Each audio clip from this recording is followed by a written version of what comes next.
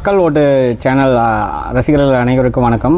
இணைப்பில் இணைஞ்சிருக்கிறது யாருன்னு பார்த்தீங்கன்னா விவசாய முன்னேற்ற கழக பொதுச் செயலாளர் கே பாலசுப்ரமணியன் சார். அவர் தான் வந்து இணைஞ்சிருக்காரு. சார் வணக்கம் சார். வணக்கம். எப்படி இருக்கீங்க சார்? நல்லா இருக்குன்னு சொல்லுங்க. Okay sir. இப்போ பார்த்தீங்கன்னா 2026 விவசாயிகள் வந்து யார் பக்கம் எப்படி வந்து 2026 வந்து எப்படி இருக்குது, விவசாயிகளுக்கு எப்படி இருந்தது, கடந்த 5 ஆண்டுகள் வந்து எப்படி இருந்தது, அதை பற்றி சொல்லுங்கள். 2026 தேர்தல் வந்து ரொம்ப கோடை காலத்தில் எப்படி அனல் கொதிக்குது அது மாதிரி இப்போ எல்லா கட்சிகள் கொதிக்கிட்டு இருக்கிற அனல் பறக்கிற சூழ்நிலையில் இன்றைக்கு இருக்குது. வறண்டு இருக்குன்னு சொல்கிறீங்களா? ஆமாம், கண்டிப்பாக. தமிழ்நாடே பூரா வறட்சியில் தான் இருக்குது இன்றைக்கி. ஆமாங்க. அதாவது எப்படின்னு பார்த்தீங்கன்னா 2026 விவசாயிகளுக்கு வந்து ஒரு சிந்தித்து ஒவ்வொரு விவசாயியுமே கடந்த 5 ஆண்டுகளில் விவசாயிகளுக்கு வந்து என்னென்ன இழைக்கப்பட்ட கொடுமைகள் அதை நினைத்து தான் இப்போ வந்து இந்த தர மக்கள் விவசாயிகள் ஓட்டு போடுவாங்கன்னு எங்களுடைய நம்பிக்கை.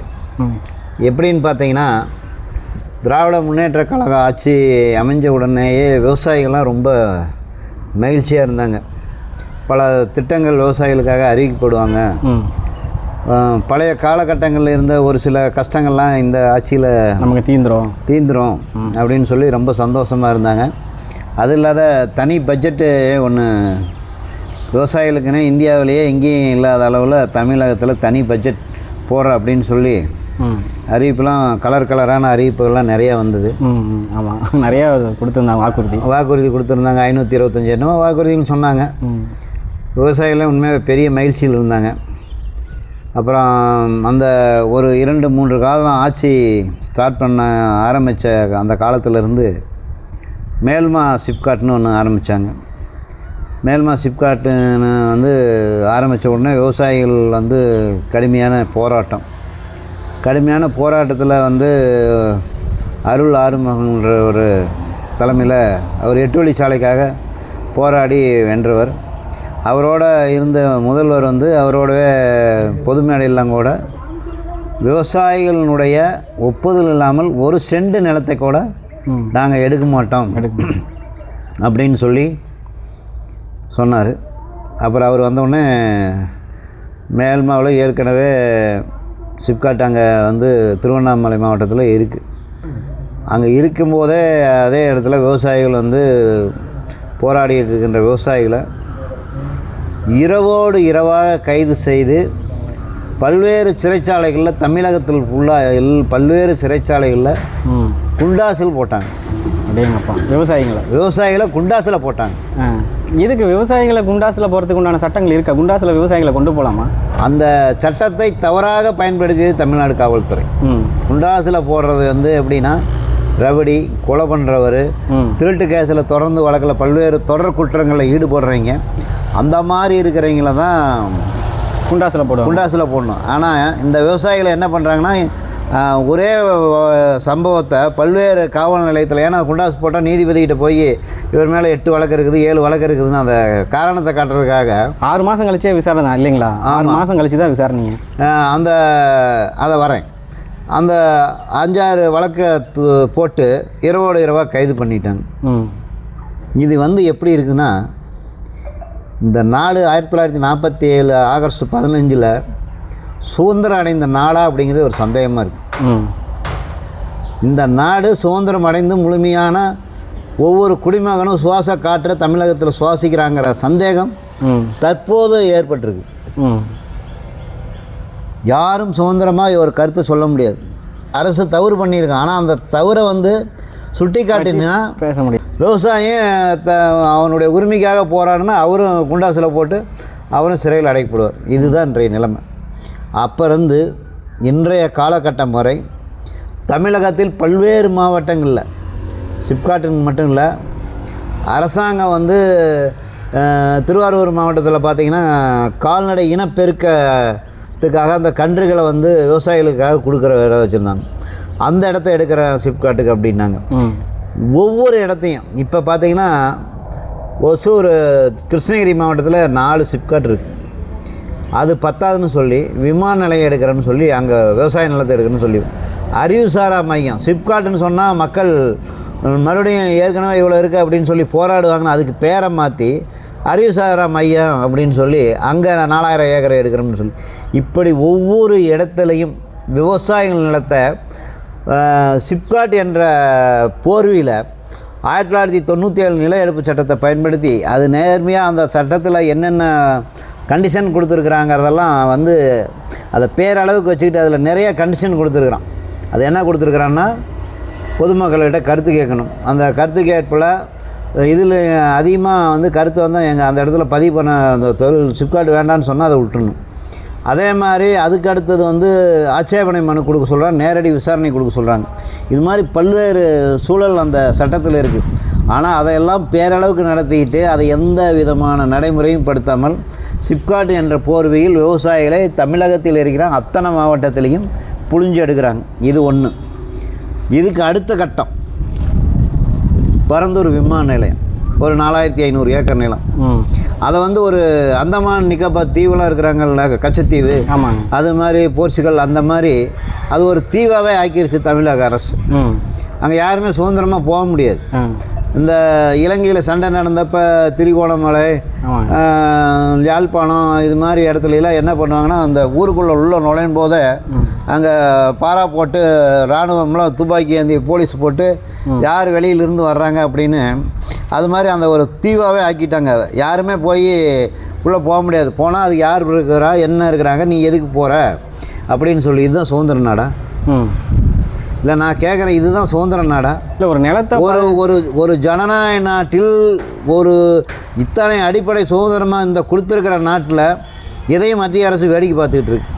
இந்த மாதிரி ஒரு மாநிலத்தில் ஒரு விவசாயி வந்து போராடுறான். அந்த விவசாயி ஊருக்குள்ளே யாருமே சுதந்திரமாக போயிட்டு வர முடியாத அளவுக்கு அந்தந்த எல்லையில் காவல்துறையை போட்டு உள்ளே போகிறவங்கள பூரா பேர்த்து பிடிச்சி ஜெயிலில் போட்டாங்க, வழக்கு போட்டாங்க. இது ரெண்டாவது. பரந்தூர் விமான நிலையத்துக்கு போராடிய விவசாயிகள் மீது அந்த மக்கள் யாரையுமே சந்திக்க முடியாது. நீ போகிறனா வெளியில் போனால் காரணம் சொல்லிட்டு போகணும், உள்ளே வந்தால் காரணம் சொல்லிட்டு வரணும். வெளியூர்லேருந்து நான் போய் அந்த மக்களை சந்தித்து அந்த மக்கள் நியாயமாக கோரிக்கை கேட்கலான்னா அங்கே போக முடியாது. அந்த மாதிரி ஒரு அடக்குமுறை. இது எந்த நாட்டிலேயே ஜனநாயக நாட்டில் நடக்குதா?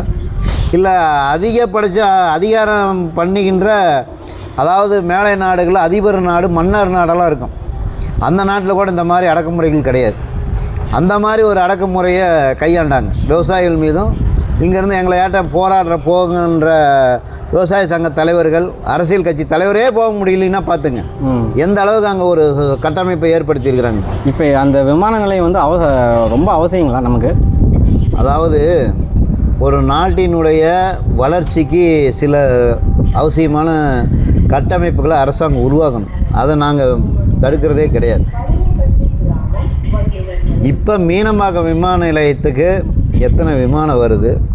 அந்த இடத்துல வரதுக்கு மக்கள் இல்லைங்களா? நம்ம இல்லை, மக்கள் இருப்பாங்க. அதாவது மக்கள் இருப்பாங்க. அந்த மக்கள் இருப்பாங்க அப்படின்னா அந்த விமான நிலையத்தை மேம்படுத்தணும், இது பண்ணணும் அப்படின்னா ஒரு ஆய்வு கமிட்டி போட்டாங்க. 4 இடத்த செலெக்ஷன் பண்ணுறாங்க. 4 இடத்துல ஒரு இடத்தை தமிழக அரசு இவங்களே சூஸ் பண்ணிக்கிறாங்க. 4 இடத்துல விவசாயிகள் பாதிக்காத எந்த இடம் பார்க்கணும் முதல்ல, அதுதான் முக்கியம். விவசாயி எப்படின்னா, ஒரு கொரோனா காலம் வந்தது. அந்த கொரோனா காலத்தில் நான் தொழில் வளத்தை பெருக்கிறேன் வந்து தமிழ்நாடு வந்து 2 நம்பரில் வந்து தொழில் வளர்ச்சியில் வந்து பெரிய புரட்சி வெடிச்சிருச்சு அப்படிங்கலாம் நம்ம சொல்கிறோம். எத்தனை தொழிற்சாலை கொரோனா காலத்தில் ஓடிச்சு? எத்தனை தொழிற்சாலை ஓடிச்சு? சொல்கிற எண்ணிக்கையில் கூட போகல. எல்லா தொழிற்சாலையிலையும் மூடப்பட்டது, எல்லா உற்பத்தியும் நிறுத்தப்பட்டது. ஒரே ஒரு தொழிற்சாலை, விவசாய தொழிற்சாலை மட்டும்தான் இயங்குச்சு. இத்தனைக்கும் விவசாயிகள் உற்பத்தி பண்ணின பொருளை கொரோனாவில் பாதிக்கப்பட்ட அத்தனை வீடுகளுக்கு தன்னை உயிரை பணைய வைத்து கொண்டு போய் நேரடியாக அந்த விவசாயி வந்து வீட்டில் ஒவ்வொரு காய்கறியும் உணவும் கொடுத்தான். அப்பேற்பட்ட விவசாயிக்கு குண்டாஸ். அந்த மாதிரி விமான நிலையம் கட்டமைப்புகள் தேவையில்லை என்பது எந்த நாட்டிலையும் கிடையாது. ஒரு வளர்ச்சி தேவை. அது எந்த இடத்தில் மக்களை துன்புறுத்தாமல் வறண்ட பகுதியில் அதிகமாக விவசாயம் செய்ய முடியாமல் எதற்குமே உதவாத இடத்துல அதை கொண்டு போய் போடணும். அந்த இடத்த டெவலப் பண்ணுங்கள். இந்த இடம் எப்படின்னா, இப்போ நாங்கள் என்ன சொல்கிறாங்க, அங்கே இருக்கிற எங்களோட விவசாயிகள் பெருமக்கள்லாம் என்ன சொல்கிறாங்க, அந்த விவசாய விமான நிலையம், பரந்தூர் விமான நிலையத்தை அமைக்கிற சுற்றிலேயே ஒரு 15 கிலோமீட்டருக்கு அரசியல் கட்சிகள் தலைவர் எல்லாமே தொழிலதிபர்கள் எல்லாமே 10 ஏக்கர் 15 ஏக்கர் 20 ஏக்கரு லாட்ஜ் கட்டுறதுக்கு, ஹோட்டல் கட்டுறதுக்கு, ஷாப்பிங் மால் கட்டுறதுக்கு இது மாதிரி இடத்த வாங்கி வச்சுக்கிட்டு அங்கே விமான நிலையத்தை கொண்டு வர்றாங்க. இது எப்படி இருக்குது? இது எப்படி இருக்குது? லாபம். ஒரு மனிதனுடைய இனத்தை அழித்து ஒரு வாழ்வதற்காக அந்த பரந்தூர் விமான நிலையம் வருதோ வழிஞ்சி, அந்த பரந்தூர் விமான நிலையம் உள்நாட்டு தேவை, வெளிநாட்டு தேவை, வெளிநாட்டுடைய தொழில் வளர்த்தை பெருக்கிறதுக்கோ வேலைவாய்ப்பு உருவாக்குறதுக்கோ கொண்டாடல. இவங்களுடைய தொழில் வளங்களையும் இவங்களுடைய வளர்ச்சி, இவங்க குடும்ப வளர்ச்சி ஏற்படுத்திக்கிறதுக்காக அந்த விமான நிலையத்தை அங்கே கட்டாயப்படுத்தி, விவசாயிகளை கட்டாயப்படுத்தி நீர்நிலைகளை அங்கே வந்து எப்படின்னா நீர்நிலை இங்கெல்லாம் கரண்ட் மோட்டர் இருக்கும், எல்லாமே இருக்கும். அங்கெல்லாம் எதுவுமே கிடையாது. ஏரி பாசனம் விவசாயி போகிற போக்கில் காலில் மடையை கட்டி விட்டு தண்ணி கட்டி விட்டு நேராக போய் பாய்க்கிற இடம். அப்பேற்பட்ட பூமி, நெல் விரையில பூமியை விமான ஓடுதளம் அமைக்கிறோம்னு சொல்லி அந்த விவசாயிகளை துன்புறுத்தி எடுக்கிறாங்க. இது பூரா தமிழ்நாட்டு மக்களுக்கு, விவசாயிகளுக்கு ஒரு கொந்தளிப்பு. அடுத்தது பார்த்திங்கன்னா 2023 நில எடுப்பு சட்டம். 2023 கடைசி சட்டமன்ற கூட்டத்தொடரில் இரவோடு இரவாக எந்த விவாதமே இல்லாமல், நீ வீடு கட்டி இருந்தாலும் சரி, அதில் ஏரி இருந்தாலும் சரி, குட்டை இருந்தாலும் சரி, குளம் இருந்தாலும் சரி, மலை இருந்தாலும் சரி, நீ எது வேணாலும் அது அந்த இடத்த கையகப்படுத்திக்கலாம். இது சட்டமாக சுப்ரீம் கோர்ட் என்ன சொல்லுது, உச்சநீதிமன்றம், உயர்நீதிமன்றங்கள்லாம் என்ன சொல்கிறாங்க அப்படின்னா, நீர்நிலைகளை பாதுகாக்கப்பட வேண்டும். வருங்கால சங்கதியினுடைய வாழ்வாதாரத்தை பாதுகாப்பதற்காக அவங்களுடைய வருங்காலம் எப்படின்னா, நம்ம அவங்களுக்காக சில பூமியில் விட்டு வைக்கணும். அதை விட்டு வச்சாதான் இயற்கை அழியாமல் இருந்தால் தான் அதாவது உயிரினங்களே வாழ முடியும். இயற்கையை அழிச்சிட்டா எந்த உயிரினங்களுமே வாழ முடியாது. அடுத்தடுத்த தலைமுறைக்கு நம்ம வச்சுருக்கணும், கண்டிப்பாக வச்சுருக்கணும். அது கடமை, அரசாங்கம் கடமை மட்டுமில்லை, பொதுமக்கள் கடமை, ஒவ்வொரு குடிமக்களுடைய கடமை அது. அந்த அடிப்படை, அதாவது மனிதன் வாழ்வதற்கே தகுதி இல்லாத அந்த இடத்த அழிக்கும் போது அப்புறம் எப்படி அந்த வருங்கால சங்கதியினருடைய இடத்த நம்ம நிரப்ப முடியும்? அதனால தான் முன்னெச்சரிக்கையாக உச்சநீதிமன்றம், உயர்நீதிமன்றம்லாம் முந்திக்கிட்டு இந்த இயற்கை குடை, அது வந்து நமக்கு வந்து ஒரு இயற்கையாகவே நமக்கு கொடுத்த இதெல்லாம் குடைகள், இந்த குடைகளை வந்து தொழில் வளர்ச்சிங்கிற பேரில் வந்து நம்ம அழிச்சிட்டோம்னா நம்மளுடைய வருங்கால சங்கதிகளே அழிஞ்சு போயிடும். அதனால் இதை பாதுகாக்கணும் அப்படின்னு சொல்லிட்டு மலைகள் இருக்கிற இடம், நீர்நிலைகள்லாம் ரொம்ப அவசியமாக பாதுகாக்கணும் அப்படின்னு சொல்லி அவங்க மக்களுடைய நலனை நாடி துடிப்பை பிடிச்சி அவங்க பார்த்து இது மாதிரி ஒரு உத்தரவெல்லாம் போடுறாங்க நீதிமன்றங்கள். ஆனால் அந்த நீதிமன்றத்திற்கு வந்து எதிராகவே இந்த சட்டத்தை இரவோடு இரவாக மாற்றுறாங்க. இதை வந்து மாற்றி எந்த நீர்நிலைகளையும் எடுத்துக்கலாம், எந்த மலைகளை வேணாலும் எடுத்துக்கலாம்னு சொல்லி 2023 சட்டத்தை கொண்டு வந்தாங்க. அந்த சட்டத்தை கொண்டுட்டு வந்து அரசு இதழ்லையே வெளியிட்டாங்க. ஆனால் இன்னும் இது வரைக்கும் ஒரு சில இடத்துல அதை என்ன முழுமையாக நடைமுறைப்படுத்துறதுக்கு மக்கள் கடுமையான எதிர்ப்பு பதிவு பண்ணுறாங்க. உயர்நீதிமன்றத்தில் மதுரை கிளையில் நம்மளுடைய விவசாய சங்க தலைவர் PR பாண்டியன் கூட ஒரு வழக்கு திறந்தார். அந்த வழக்கு வந்து என்ன சொல்லிட்டாங்க அப்படின்னா, தேவைப்படுகிற இடத்துல நீங்கள் நீதிமன்றத்தை நாடுங்கள் அப்படின்னு சொல்லியிருக்கிறாங்க.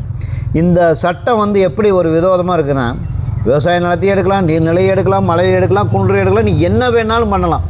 இது எந்த அடிப்படை அரசியல் சாசனத்தில், இந்திய அடிப்படை அரசியல் சாசனம் சொல்லுது?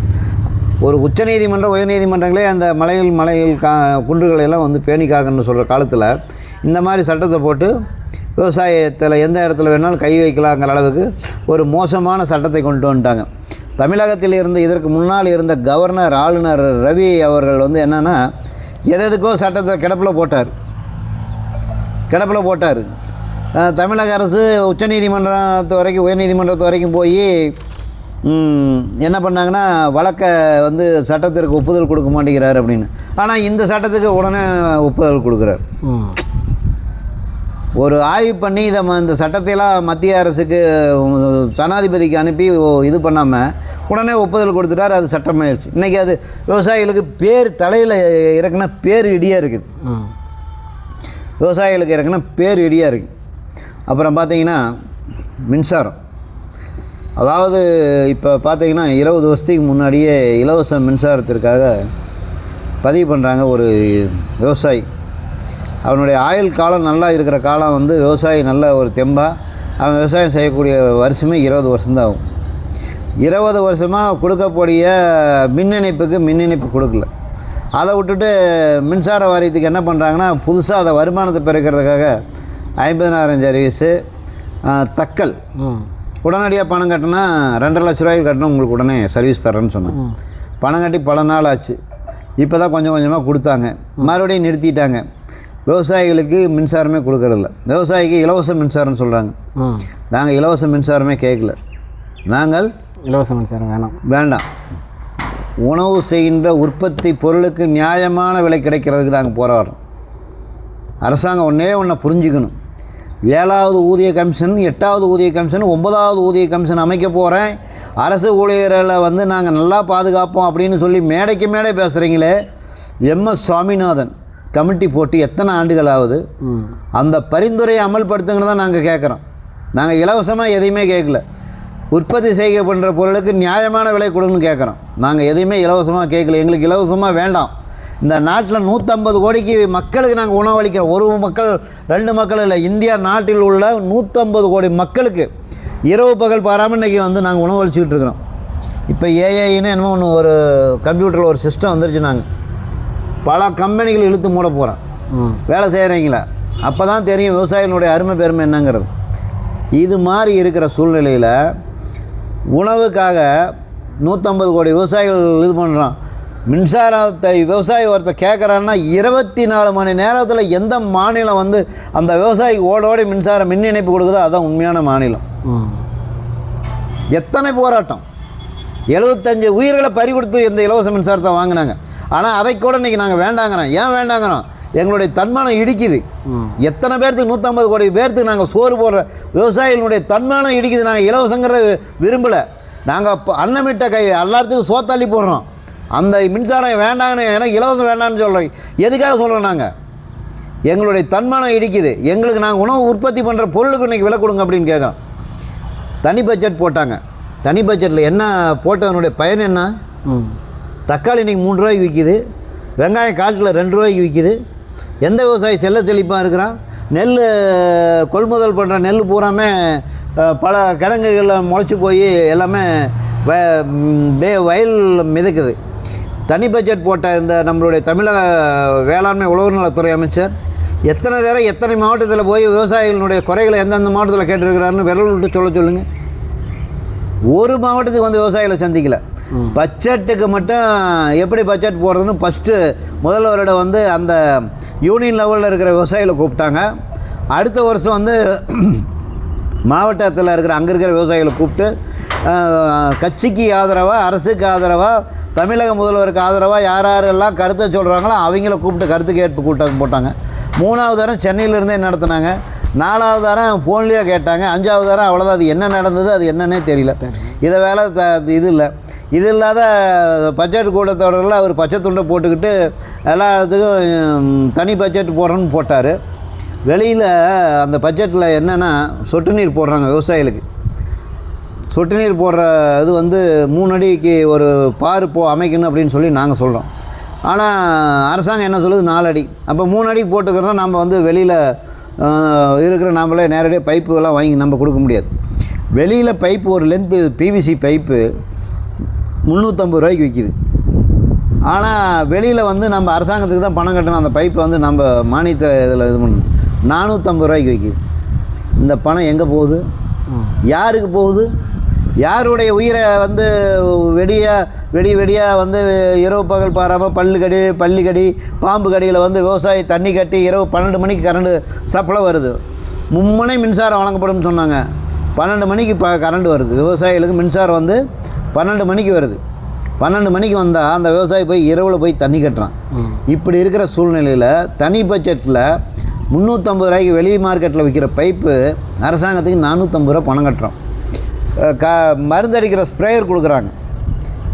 மருந்தடிக்கிற ஸ்ப்ரேயர் கொடுக்குறாங்க.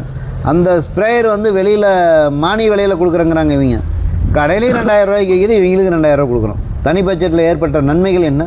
எத்தனை விவசாயி தனி பட்ஜெட் போட்டு இன்றைக்கி வந்து நான் பொருளாதாரத்தில் முன்னேறிவிட்டேன் தமிழ்நாட்டில் விவசாயிகள் யாராச்சும் ஒருத்தரை விரல் விட்டு சொல்லுங்கள்.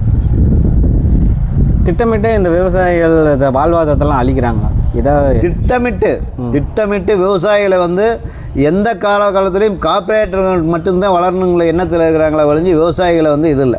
இந்த திமுக வந்தால் மட்டும் ஏன் இந்த ரொம்ப இந்த மாதிரி ஒரு ஜெனோசைடுக்கு உண்டான விஷயங்கள் தமிழ்நாட்டில் நல்லாவே பண்ணுறாங்க? அதாவது மக்கள் வந்து தமிழக மக்கள் வந்து சில பேர் கிரிக்கெட்டில் ஒரு ஆர்வம் காட்டுறாங்க, சில பேர் சினிமா முகத்தில் இருக்கிறாங்க, மக்கள் சில பேர் மதுபானத்துக்கு அந்த பல பேர் அடிமையாயிட்டாங்க. குடும்பங்கள் வந்து தத்தளிக்குது. சிந்தனை தமிழ்நாட்டினுடைய ஒவ்வொரு குடிமகனுக்கும் இந்த காணொளியின் வாயிலாக நான் ஒரு அன்பான வேண்டுகோள், காலையில் இருந்திருந்து ஒரு 10 நிமிடம் இந்த நாட்டில் முதல்வர் என்ன செய்கிறார், அமைச்சர் பெருமக்கள் என்ன செய்கிறாங்க, சட்டமன்ற உறுப்பினர்கள் வாக்களித்த சட்டமன்ற உறுப்பினர்கள் என்ன செய்கிறாங்க மக்களுக்கு, அதற்கு கீழ் பணியாற்றுகின்ற ஐஏஎஸ் ஐபிஎஸ் அதிகாரிகள் என்ன பண்ணுறாங்க, அதை சார்ந்த அலுவலர்கள்லாம் நாட்டுக்காக என்ன செய்கிறாங்க, நம்ம மாநிலத்துக்கு என்ன செய்கிறாங்கிறத 10 நிமிஷம் சிந்தனை பண்ண எல்லாமே தெரிஞ்சு போயிடும். யாரோ ஒருத்தர் எங்கேயோ ஒரு கோடிகளில் வந்து அவங்க பணத்தை சம்பாரித்து குமிக்கிறதுக்காக பல பேர்கள் வந்து கஷ்டப்படுறோம்.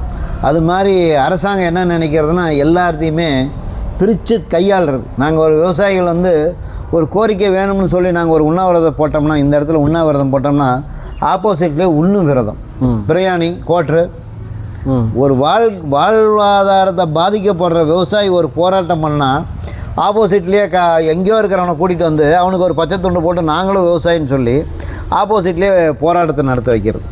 இப்படி ஒரு காலகட்டம்.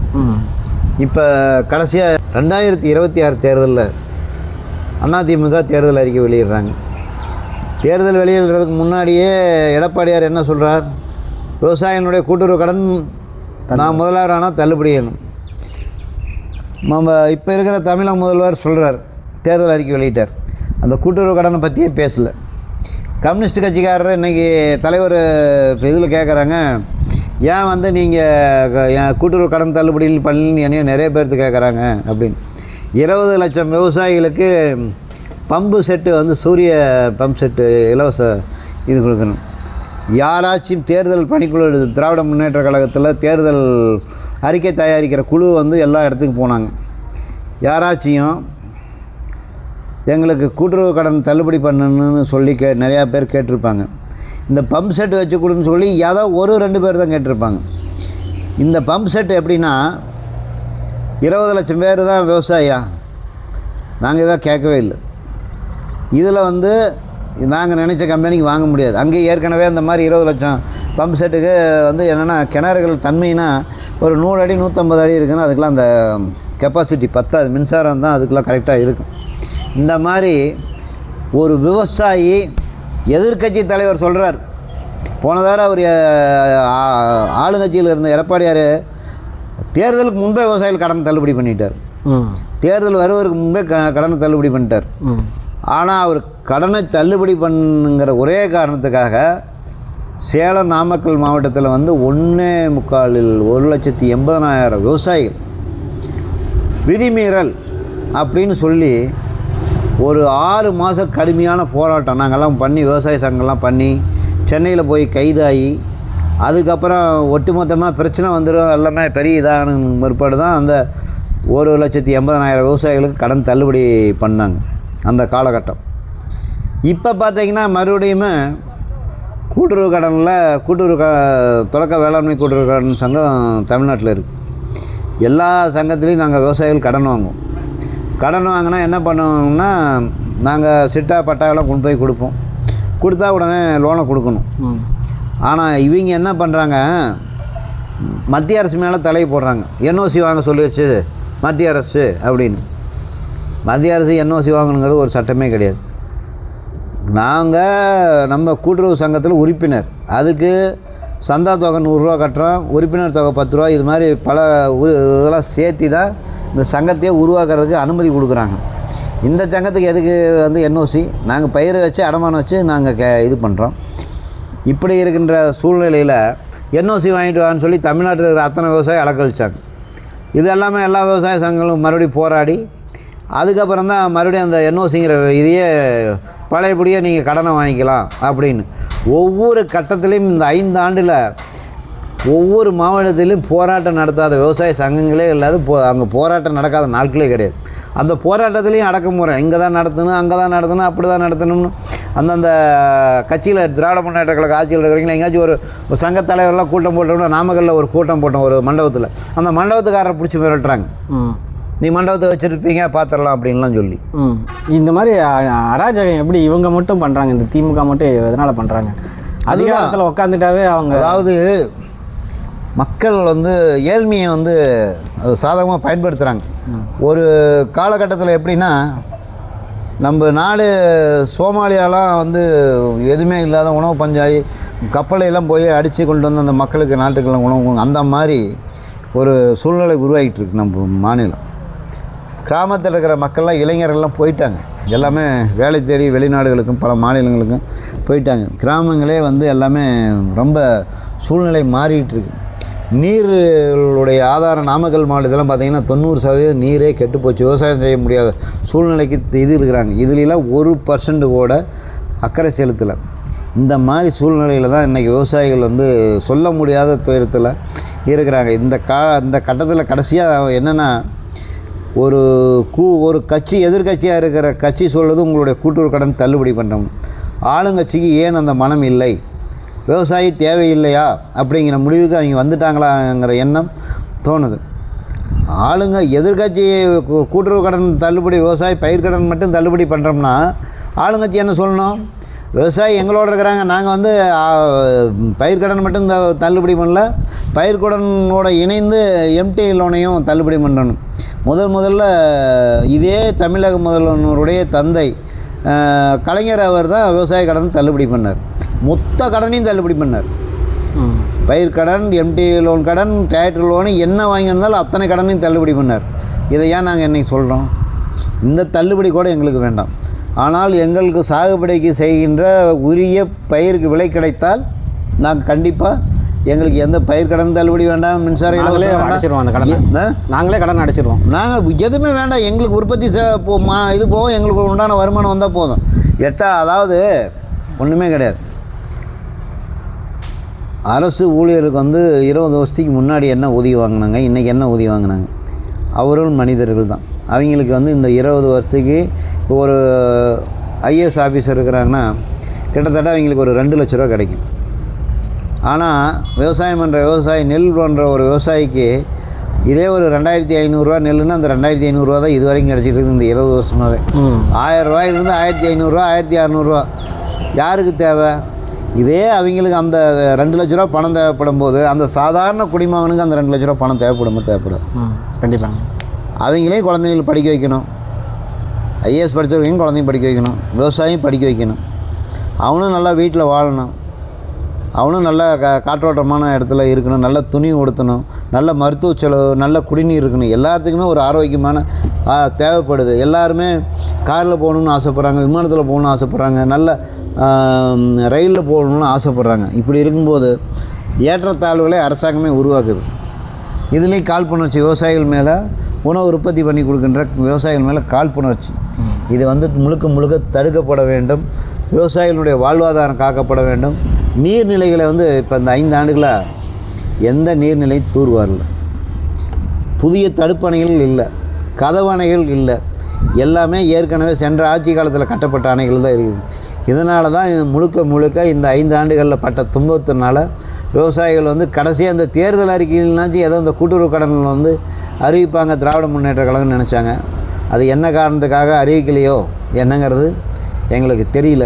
நாங்கள் அதை குறையாக சொல்லலை, குறைகளுக்குள் வருகின்ற விவசாயிகள் மத்தியில் ஓடுகின்ற அந்த காற்றில் அடிக்கின்ற அந்த சுவாசம் வந்து ஏன் இப்படி விவசாயிகளை புறக்கணிக்கிறாங்க, ஏன் இந்த கூட்டுறவு கடன் கூட நம்ம தள்ளுபடி பண்ணுற அளவுக்கு நம்ம தகுதியற்றவர்கள் ஆகிட்டோமா அப்படிங்கிற அளவுக்கு தான் இன்றைய சூழ்நிலை இருக்குது.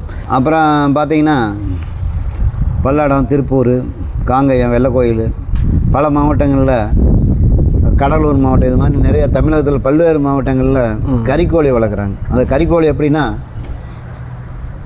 கறிக்கோழி உரிமையாளர் அந்த குஞ்சு உற்பத்தி பண்ணுறவங்க கொண்டுட்டு போய் சின்ன பண்ணையாளர்கிட்ட கொடுத்துருவாங்க. அவங்களுக்கு மருந்து, குஞ்சு இதெல்லாமே கொடுத்துருவாங்க. அதை வளர்த்தி இந்த குறிப்பிட்ட நாளுக்குள்ளே கொடுக்கணும். அதுக்கு வந்து ஒரு 20 ரூபா கிலோவுக்கு சேர்த்து கொடு அப்படின்னு சொல்லி விவசாயிகள் போராடுறாங்க. அந்த விவசாயிக்காக போராடிய விவசாயிகள் பாதுகாப்பு சங்க தலைவர் ஈசன் முருகசாமி மீது பல வழக்குகள் போட்டு கொண்டு போய் 1 மாதம், தேர்தலுக்கு முன்பு இப்போ ஒரு 2 மாதத்துக்கு முன்னாடி கொண்டு போய் சிறையில் அடைக்கிறாங்க.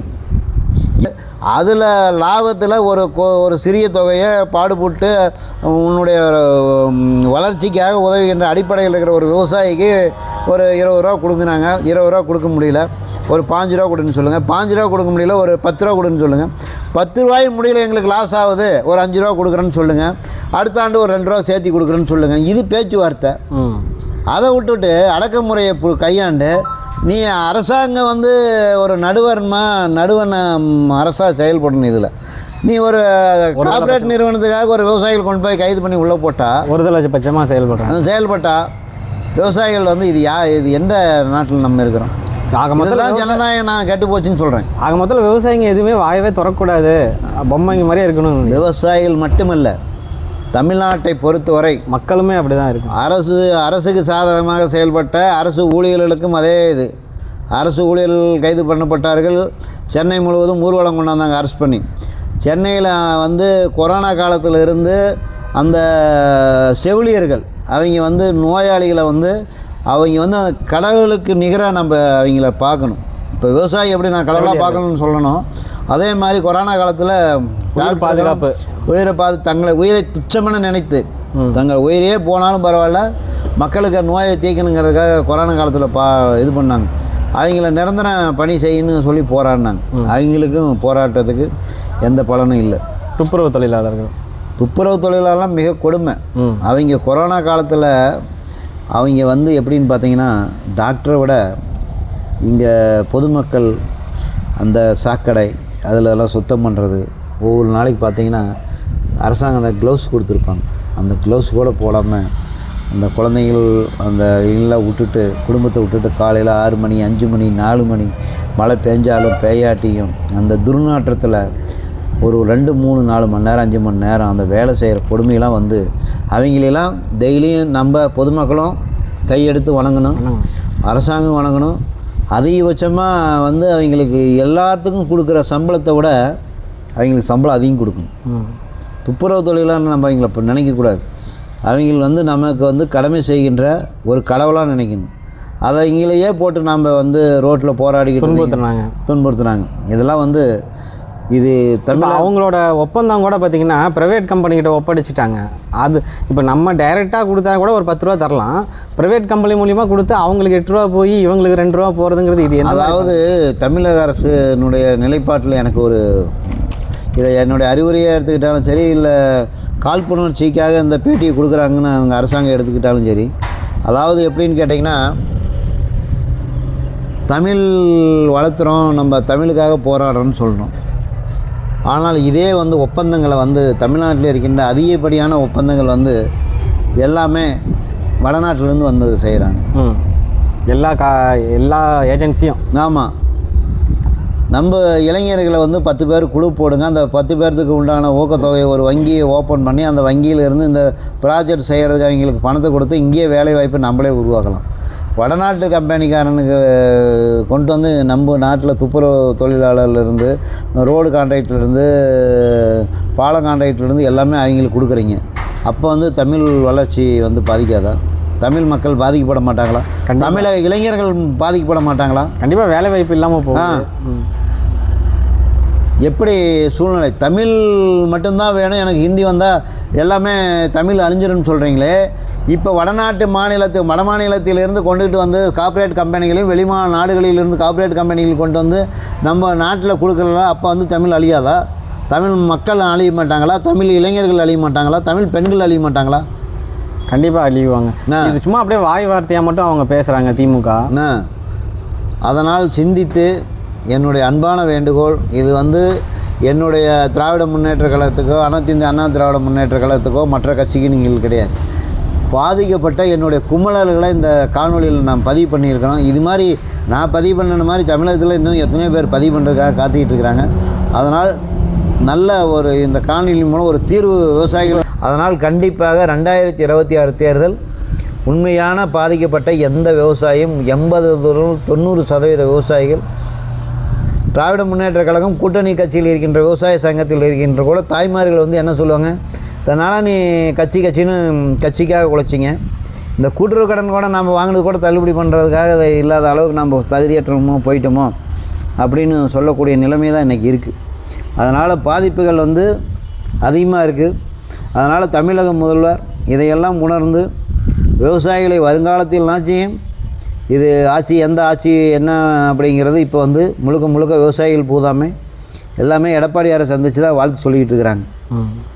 எல்லா சங்கங்களுமே எடப்பாடியாரை சந்தித்து தான் விவசாயிகளுக்கு வந்து தேர்தல் அறிக்கை நல்லா சாதகமாக கொடுத்துருக்குறீங்க.